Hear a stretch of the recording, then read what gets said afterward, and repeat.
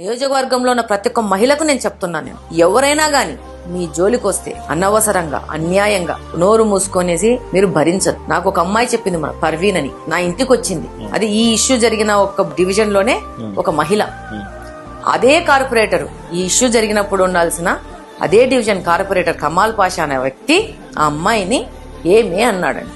అప్పటికి ఇదంతా జరగల, ఈ పోలీస్ స్టేషన్ గొడవ కూడా. ఆ పిల్ల వచ్చి నాకు చెప్పింది, ఆ పిల్ల భర్త సౌదీలో పనిచేస్తాడు, ఆ పిల్ల పిల్లల్ని పెట్టుకుని ఒంటరి మహిళ ఇక్కడ ఉంది. అక్క నన్ను ఏమే అన్నాడక్క, ఎందుకంటాడక్క నన్ను ఏమే అని. నేను అడిగానక్క, ఏరా అంటాను, నువ్వు పడతావా అని అడిగాను. ఏం నీకు డబ్బులు ఎక్కువైందా, నోరు పెరుగుతోంది అన్నాడు. అవును నా దగ్గర డబ్బు ఉంది అన్నా నేను, నువ్వంటే పడుండను నేను అన్నాను. పక్కన నాకు తోడొచ్చిన ఆమె అసిస్టెంట్ ఎవరో, ఆమె భర్త కూడా ఇద్దరు వచ్చారేమో తోడు. ఆమెను కూడా ఏమే నువ్వు వచ్చావు దీనికి తోడుగా అన్నాడంట.